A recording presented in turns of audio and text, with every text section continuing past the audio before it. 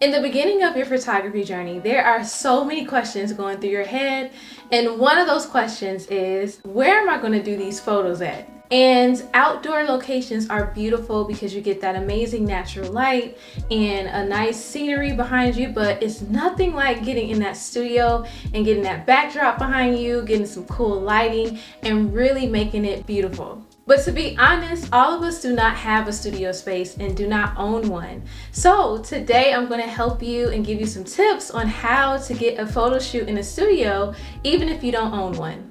Alright guys, so I'm gonna jump right in. I'm not gonna waste you no more time. So the first way that I feel like you can get into a studio if you do not have one is to book a studio space through a venue site. Now for me, one of the things that I do in my photo packages is that I give people a cool website like peerspace.com, and I tell them, hey, this is where you can book your own hour or 2 hours and we can do it there, because sometimes some of my clients want to do it in a studio, which is understandable. And I feel like giving them the control of how they want it to look and where they want it to be is really cool too. And it also kind of takes the pressure off of you as the photographer having to pay for that studio space, and you give it all to the client, and that is their responsibility. And they just let you know where it's at, you pull up there and you get set up. It really works for me, and I think that that is an easier way that you can get into one and also collaborate with the client so that they feel like they are in the process as well. And yeah, it really is cool. And another cool idea with that is that you can have the client pay you, where they give you the booking fee and you go to the site and book it, so that you are geared with all the information, the location, the parking, the studio door code, the keys, and all that stuff, so you can give that to them maybe in a confirmation email a day before. Because for me, I like to send an overview confirmation of all the details of the shoot a day or two before, so that they're all geared up and that they know exactly where they're going and what we're going to be doing. So yeah, I really do feel like it is cool to do that, because it does save you a lot of time and stress of trying to find it yourself. And listen, the client is taking care of it, so that is amazing. The next way you can get into a studio and make those beautiful photos is to ask a photographer friend and collaborate with them. So at this point, I'm gonna say one word: negotiate. Negotiate, negotiate, okay? It is something very powerful in discussing a deal and maybe doing a barter service type of deal, where you are maybe telling the photographer that has the studio, hey, I could do a photo shoot for you, because photographers hardly ever get photo shoots, okay?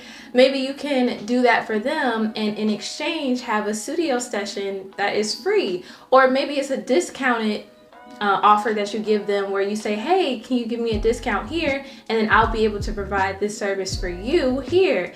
Like, you'll be so surprised how many owners will say yes to that. You just have to ask, and you just have to put yourself out there. Definitely show them your work so that they know that you are serious and that you've been doing this, and see what happens. I'm telling you. And that is also based off of your network. So that is so important. You have got to network, if it's on social media or if it's at live events.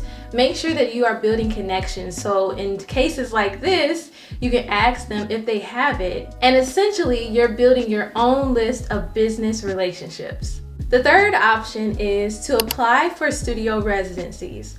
Now, this is dependent on the city that you're in, the place that you're living, but in Chicago, there can be a lot of studios that offer up memberships and residencies for a year. Back in October of 2022, I had an amazing residency at South Facing Windows, Chicago, which is an awesome studio. So look in your city, go online, go on Google, and see what studio owners are offering this, because it is a cool initiative to photographers. Because sometimes as a photographer, you need that artistic space, and those studios can really give it to you sometimes. So yeah, I recommend this for sure. It has helped me, and yeah, get to applying.